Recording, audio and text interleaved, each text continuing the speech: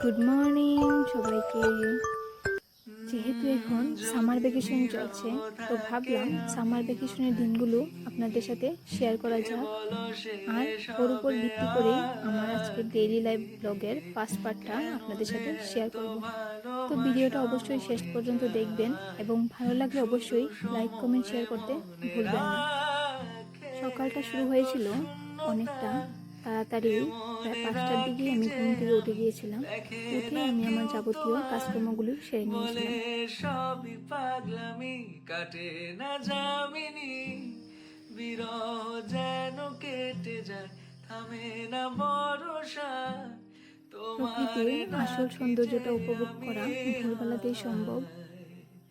না এলো না, সে থাকে কার ভরসায়, এ কথা যায় বাতাসে মিশে যায়, সে আসে না, থাকে না শত বারণে, দরজায় দাঁড়িয়ে থাকা তারপর আমি এদিকে বেরিয়ে গেছি মর্নিং ওয়াক করতে।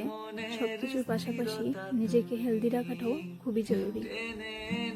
আমার গান মনের গহীনে শুধু তোমারই রূপ, বাতাসে যদি এবার দাও বাড়িতে এসে একটু ফ্রেশ হয়ে আমি বসে গিয়েছিলাম যোগা করতে। মনে রাখি যে আমি দেখে না কেউ তোমার, বলে সবই পারে ডাকি যে আমি। এরপর এদিকে আমি আমার প্রত্যেক দিন সকালে যে শেকটা খাই ওইটা আমি তৈরি করে নিয়েছিলাম।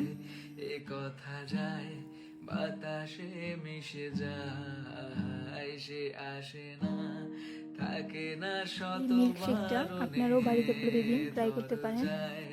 দাঁড়িয়ে থাকা দায়, এ একাকী মনের স্থিরতা তুমি। এদিকে এসে এখন আমার বেডটা একটু পরিষ্কার করে নিচ্ছি। মনের গহীনে শুধু তোমারই রূপ, বাতাসে যদি দাও এবার আমি আমার রুমটাকে ক্লিন করে স্নান করে ফ্রেশ হয়ে চলে আসব এবং এই ভিডিওটার সেকেন্ড পার্ট আমি পরে আপলোড করব। তো আপনাদের ভিডিওটি ভালো লাগলে অবশ্যই লাইক কমেন্ট শেয়ার করতে ভুলবেন না।